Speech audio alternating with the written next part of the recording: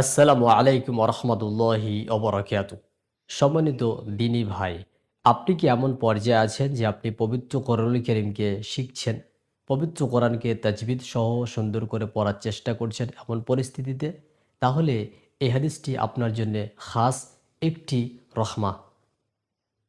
আয়েশা রাদিয়াল্লাহু আনহা কর্তৃক বর্ণিত, তিনি বলেন, রাসূলুল্লাহ সাল্লাল্লাহু আলাইহি ওয়াসাল্লাম তিনি বলেছেন, আল মাহিরু বিল কুরআন মা'আ সাফারাতিল কিরামিল বারারা। যে ব্যক্তি কোরআন সম্পর্কে মাহের, যে ব্যক্তি কোরআনের বিষয়ে বুঝে, যে ব্যক্তি কোরআনকে মুখস্থ করেছে, এই ব্যক্তির সম্মান হচ্ছে সম্মানিত ফেরেশতাদের সাথে। ওয়াল্লাযী ইয়াকরাউহু, আর যে ব্যক্তি কোরআনকে তেলাওয়াত করে, ইয়াতাতাআতাউ ফীহি, কোরআন পড়তে গিয়ে তার আটকে যায়, বেঁধে যায়। ওয়া হুয়া আলাইহি শাক্কুন, এবং সেই ব্যক্তি কোরআনুল কারীম তেলাওয়াত করতে গিয়ে তার কষ্ট হয়, লাহু আজরান, তার জন্য ডাবল সওয়াব। এই হাদিসটি উল্লেখ করেছে সহিহ মুসলিমের মধ্যে 758 হাদিস। একইভাবে হাদিস উল্লেখ করা হয়েছে সহিহ বুখারীর মধ্যে। সহিহ মুসলিমের হাদিস নাম্বার 798 এবং সহিহুল বুখারীর মধ্যে একই হাদিস উল্লেখ করা হয়েছে। এই হাদিসের প্রমাণ হচ্ছে, যদি কোনো ব্যক্তি কোরআন পড়তে গিয়ে আটকে যায়, বেঁধে যায়, কষ্ট হয়, তার জন্য ডাবল সওয়াব। অর্থাৎ আপনি কোরআন শিখছেন, কিন্তু আপনি নতুন কোরআন ধরেছেন, পড়ছেন, পড়তে কষ্ট হচ্ছে, তাজবিদগুলো আটকে যাচ্ছে, বেঁধে যাচ্ছে, তারপর আপনি চেষ্টা করছেন ভালো করে কোরআন পড়তে। এই কোরআন পড়তে গিয়ে কষ্ট হওয়া, আটকে যাওয়া, বেঁধে যাওয়া, এর জন্য আল্লাহ সুবহানাহু ওয়া তাআলা আপনাকে দিচ্ছেন ডাবল সওয়াব।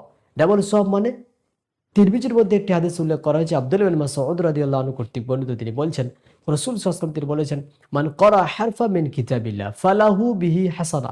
যে ব্যক্তি কোরআনুল কারীমের একটি হারফ পড়বে, একটি অক্ষর পড়বে, তার জন্য নেকি রয়েছে। ওয়াল হাসানাতু বিআশরি আমসালিহা, প্রত্যেক অক্ষর প্রতি 10টি করে নেকি। যে ব্যক্তি কোরআনুল কারীম তেলাওয়াত করবে, ওই ব্যক্তির প্রত্যেক অক্ষর প্রতি নেকি রয়েছে 10 করে।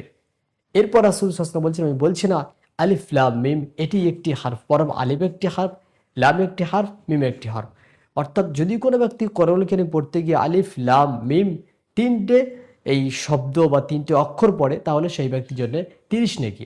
কিন্তু সহিহ বুখারী এবং মুসলিমের এই হাদিস থেকে প্রমাণ হচ্ছে, যদি কোনো ব্যক্তি কোরআন পড়তে গিয়ে আটকে যায়, বেঁধে যায়, থমকে যায়, কষ্ট হয়, তার জন্য আলিফ লাম মিম পড়লে 60 নেকি। হ্যাঁ, এটি হচ্ছে পবিত্র কোরআনকে তেলাওয়াত করার সওয়াব। এটি হচ্ছে পবিত্র কোরআনকে তেলাওয়াত করার মর্যাদা। এটি হচ্ছে শুধুমাত্র পবিত্র কোরআনকে পাঠ করার মর্যাদা ইহকালে।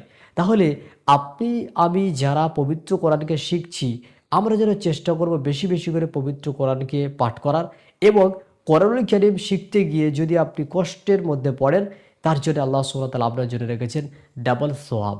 এটি আল্লাহর রহমত। কাজে আমি যারা কোরআন পড়ছি, যারা কোরআন পড়ার চেষ্টা করছি, যারা কোরআন শেখার প্রথম ধাপে আছি, এটি আল্লাহর পক্ষ থেকে রহমত, আল্লাহর পক্ষ থেকে দয়া, যে আপনি কোরআন পড়ছেন, কষ্ট হচ্ছে, তার জন্য আপনাকে ডাবল সোয়াব, ডাবল নেকি দেওয়া হবে। অর্থাৎ যদি কোনো ব্যক্তি কোরআনুল কারীম পাঠ করে, তার জন্য প্রত্যেক অক্ষর প্রতি 10 করে নেকি। যারা কোরআন পড়তে গিয়ে আটকে যায়, কষ্ট হয়, তাদের জন্য আল্লাহ সুবহানাহু ওয়া তাআলার পক্ষ থেকে ডাবল নেকি, প্রত্যেক অক্ষর প্রতি 20 করে নেকি প্রদান করা হবে।